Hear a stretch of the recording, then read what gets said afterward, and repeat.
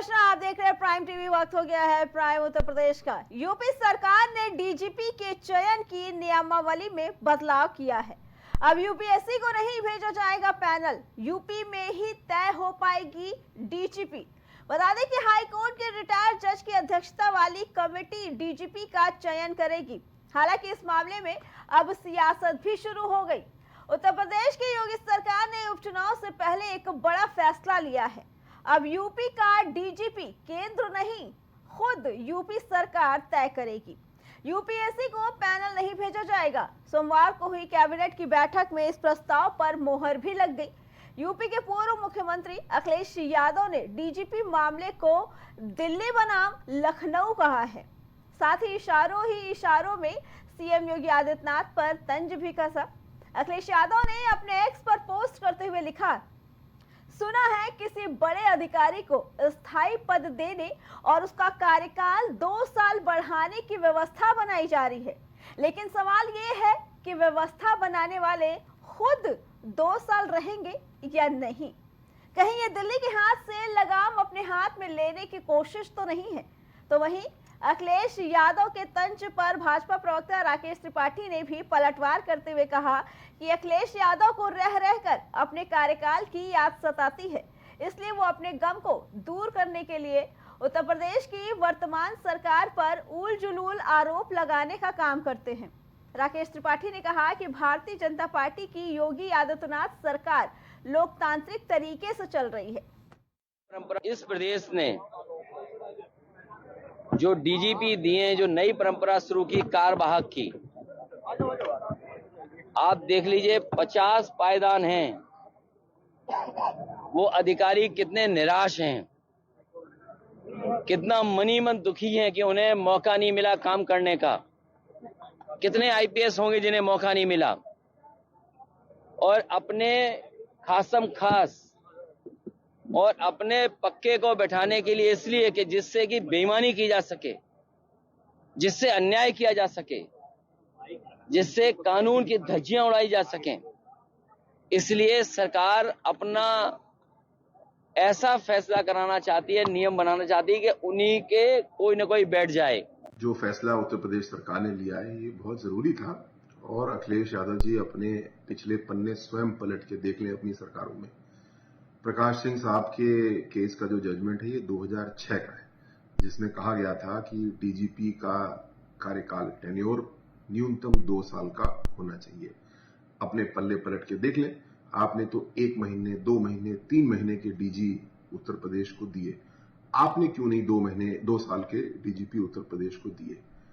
दूसरी बात, जो ये निर्णय सुप्रीम कोर्ट का आया था, प्रथम दृष्टया तो ठीक लगता था, लेकिन जब इसके ऊपर काम होना शुरू हुआ तो इसमें बहुत सारी व्यावहारिक कठिनाइयां दिखी। पहला, मेरा भी मानना है, आपका भी मानना होगा कि अगर मुख्यमंत्री लॉ एंड ऑर्डर के प्रति जवाबदेह है तो मुख्यमंत्री को निर्णय लेने का भी अधिकार पूरी तरीके से होना चाहिए। तो मुझे ऐसा महसूस होता है कि अमित शाह कोई अपना वहां पर डीजीपी लगाना चाहता है और योगी आदित्यनाथ अपने डीजीपी को रखना चाहते हैं। झगड़ा मूल रूप से इसी बात का है, जिसके कारण से आनंद फानंद में, मैंने तो आज तक उत्तर प्रदेश के इतिहास में कभी नहीं सुना, मैं तो यूपी का रहने वाला हूं, मैंने तो कभी नहीं सुना कि किसी सरकार ने कैबिनेट में ये पास किया हो कि 2 साल तक डीजीपी का कार्यकाल होगा और यूपी की सरकार उसको नियुक्त करेगी। तो ये सीधे तौर पे जो बात हम लोग बार बार कहते हैं कि ये मोदी योगी, अमित शाह योगी का जो झगड़ा है, उसके कारण ये फैसला हुआ। देखिए, उत्तर प्रदेश के डीजीपी नियुक्त के मामले में जिस तरीके का कानून पास किया है, ये अपने आप में दिखलाता है कि मोदी जी और योगी जी के बीच की जो खाई है और बढ़ गई है। पिछले 4 साल से लगभग कोई डीजीपी की नियुक्ति नहीं की है योगी सरकार ने, और उनको तो जो प्रपोजल भी बना के भेजना होता है वो मोदी सरकार को बना के भेजना होता है, यूपीएससी के अधिकारियों को भेजना होता है, जो कि केंद्र सरकार के अधिकारी हैं। तो क्या योगी जी को मोदी जी पे भरोसा नहीं रह गया है कि उनको ये कानून पारित कराना पड़ गया है? तो बड़े सवाल खड़े हो चुके हैं इस कानून के बाद। और कुल मिला के ये कानून का मसला नहीं है, भारतीय जनता पार्टी को संविधान पे ही भरोसा नहीं है, ना तो संवैधानिक व्यवस्थाओं पे भरोसा है। तो उनका तो भरोसा ये है कि माई वे और हाईवे, इसी भरोसे भारतीय जनता पार्टी राजनीति करती है। तो डीजीपी की नियुक्ति पिछले 4 साल से ना होना वो अपने आप में ही असंवैधानिक है। इतने बड़े प्रदेश की कानून व्यवस्था इसी वजह से तो फेल और डिरेल है कि क्योंकि वहाँ पे डीजीपी परमानेंट नहीं है। खैर, उम्मीद करते हैं कि जल्द प्रदेश को एक नया डीजीपी मिलेगा। देखते हैं कि योगी सरकार किसको और कहाँ से लेके आती है, एक देखने का विषय होगा। और ये एक दर्शाता है कि मोदी जी और योगी जी के बीच में भरोसे की जबरदस्त कमी हो चुकी है। अखिलेश यादव जी को रह रह करके अपने कार्यकाल की याद सताती है कि कैसे उनके कार्यकाल में मुख्यमंत्री की कुर्सी के 4 पाए, एक पाया रामगोपाल यादव खींचा करते थे, दूसरा पाया शिवपाल यादव खींचा करते थे, तीसरा पाया नेताजी खींचा करते थे और चौथा पाया आजम खान खींचा करते थे। अपने पूरे कार्यकाल में कितने परेशान रहे हैं कि सार्वजनिक तौर पर स्वीकारोक्ति तक की थी कि चीफ सेक्रेटरी दीपक सिंघल जाकर के नेताजी के पैर पकड़ लो वरना तुमको चीफ सेक्रेटरी से हटाना पड़ेगा। कैसे नेताजी के कहने पे बार बार मंत्रिमंडल में फेरबदल किया करते थे, मंत्री हटाते थे, फिर मंत्री बनाते थे। ये बेचारगी सबने देखी है। अखिलेश जी को अपनी ये बेचारगी याद आती है तो अपने गम दूर करने के लिए वो उत्तर प्रदेश की वर्तमान सरकार पर उल जलूल आरोप लगाने का काम करते हैं। भारतीय जनता पार्टी की योगी आदित्यनाथ सरकार लोकतांत्रिक तरीके से आज चल रही है। मंत्रिमंडल से परामर्श भी करते हैं और संगठन के साथ भी परामर्श करते हैं, लेकिन निर्णय मुख्यमंत्री करते हैं। कम से कम अखिलेश यादव जी इस तरह के बेसलेस आरोप लगा करके अपने गम दूर। गाजियाबाद में अखिलेश यादव ने बीजेपी सरकार पर भ्रष्टाचार का आरोप लगाया। उन्होंने कहा कि ये सरकार सच दिखाने वाले पत्रकारों को जेल भेज रही है। हमने गाजियाबाद में जाम की व्यवस्था को खत्म किया। बीजेपी अंग्रेजों की रणनीति फूट डालो और राज करो पर काम करती है। गाजियाबाद में अखिलेश यादव ने अपने कार्यकाल में किए गए कामों को भी गिनाया, साथ ही भाजपा पर भी जमकर बरसे। ये साबित कर रहा है लेकिन लखनऊ दिल्ली में सब कुछ ठीक नहीं है और इस प्रदेश में जो डीजीपी दिए, जो नई परंपरा शुरू की कारवाहक की, आप देख लीजिए 50 पायदान हैं। वो अधिकारी कितने निराश हैं, कितना मनी मन दुखी हैं कि उन्हें मौका नहीं मिला काम करने का। कितने आईपीएस होंगे जिन्हें मौका नहीं मिला और अपने खासम खास और अपने पक्के को बैठाने के लिए इसलिए कि जिससे कि बेईमानी की। राजधानी लखनऊ में कांग्रेस के राष्ट्रीय सचिव शहनवाज आलम ने सुप्रीम कोर्ट द्वारा इलाहाबाद हाई कोर्ट के यूपी मदरसा एक्ट को असंवैधानिक घोषित करने के फैसले को पलट देने का स्वागत किया है। शहनवाज आलम ने अपने बयान में कहा कि प्रदेश की भाजपा सरकार ने पहले तो योगी सरकार ने हाई कोर्ट में अपने लोगों द्वारा 2004 के मदरसा एक्ट को असंवैधानिक घोषित कराने के लिए याचिका डलवाई और एक सांप्रदायिक मानसिकता वाले जज से अपने सांप्रदायिक एजेंडे को सूट करने का फैसला भी दिलवा दिया और इसलिए उसे चुनौती नहीं दी थी। तो वहीं आज सुप्रीम कोर्ट का अपने फैसले में ये कहना कि संविधान का अनुच्छेद 30 धार्मिक अल्पसंख्यकों ने अपने स्वयं के शैक्षणिक संस्थानों का प्रबंधन करने के अधिकारों की रक्षा करता है और इसलिए उच्च न्यायालय ने ये निर्णय देकर गलती की थी कि 2004 का कानून धर्मनिरपेक्षता के सिद्धांतों का उल्लंघन करता है। जिस तरह का वो जजमेंट चाहते थे, जो मदरसों को असंवैधानिक घोषित करे, उस तरह का उन्होंने फैसला वहां से ले लिया और इसीलिए सुप्रीम कोर्ट में उस फैसले को चुनौती भी नहीं दी। तो सुप्रीम कोर्ट का ये फैसला स्वागत योग्य है और सबसे अहम बात यह है कि इससे ये पता चलता है कि इलाहाबाद हाई कोर्ट में कितने सांप्रदायिक जहन के जज हैं जिनको की संविधान की व्याख्या भी नहीं मालूम है। ऐसा तो नहीं कहा सकता है कि वो इलाहाबाद हाई कोर्ट में जज है उनको पता ना हो, जैसा क्या सुप्रीम कोर्ट ने भी कहा कि आर्टिकल 30 के खिलाफ है और हाई कोर्ट का जो व्याख्या था वो गलत था। तो अगर कोई जज संविधान के अनुच्छेदों की भी व्याख्या गलत करता है तो निश्चित तौर पे उसको पद से हटा देना चाहिए या फिर उसको छुट्टी पर भेज करके कहना चाहिए कि आप जाइए दोबारा संविधान पढ़ के आइए। तो ये आरएसएस के लिए, बीजेपी के एजेंडे के लिए एक करारा तमाचा है सुप्रीम कोर्ट का। सरकार को अब लखनऊ में छठ पूजा की तैयारियां जोरों शोरों से शुरू हो गई हैं। शहर के लक्ष्मण मेला घाट पर साफ सफाई का खास ध्यान दिया जा रहा है। अखिल भारतीय भोजपुरी समाज के आयोजक प्रभुनाथ राय ने कहा कि आज नहाए खाए के साथ छठ पूजा आरंभ हो रही है, जिसमें डूबते हुए सूरज को और उगते हुए सूरज को अर्घ दिया जाता है। वहीं बाजारों में भी रौनक देखने को मिली। लोग पूजा को लेकर फल, पूजन सामग्री और कपड़ों की खरीदारी कर रहे थे।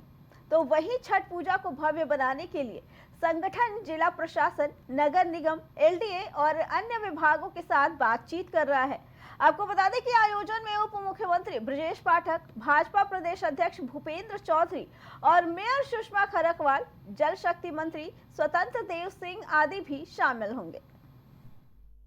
छठ पूजा का पर्व हमारे देश में बड़े जोर शोर से, बड़े धूमधाम से मनाया जाता है, क्योंकि ये आस्था का पर्व है छठ पूजा। और इस मौके पर हम राजधानी लखनऊ में मौजूद हैं, यहाँ पर गोमती नदी के किनारे, यहाँ पर लक्ष्मण मेला पार्क में, जहाँ पर आप देख सकते हैं कि यहाँ पे छठ पूजा करने के लिए तमाम सारी व्यवस्थाएं की गई हैं। यहाँ पर पुलिस कंट्रोल रूम बनाया गया, मैं कैमरामैन को कहूँगा कि दिखाएं। यहाँ पर पुलिस कंट्रोल रूम बनाया गया है। पुलिस कंट्रोल रूम के साथ में खोया पाया केंद्र बनाया गया है कि आखिर किसी का भी अगर यहाँ पे कुछ सामान अगर खो जाता है तो उसके लिए खोया पाया केंद्र है। और पुलिस कंट्रोल रूम इसलिए बनाया गया है कि कोई भी अव्यवस्था यहाँ पर ना हो। उन सारी तैयारियों को देखते हुए छठ पूजा का ये लक्ष्मण मेला पार्क में पूरी तरीके से तैयारियाँ जोरों पर चल रही हैं। और यहाँ पर छठ पूजा के जो आस्था रखते हैं लोग यहाँ पे मौजूद हैं। मैं उनसे बातचीत भी करूँगा कि आखिर छठ पूजा का क्या महत्व है और ये जो बना रहे हैं, ये क्या चीज़ है जो बना रहे हैं। मैं उनसे बात करने की कोशिश करूँगा। जी, नाम आप बताइए पहले अपना।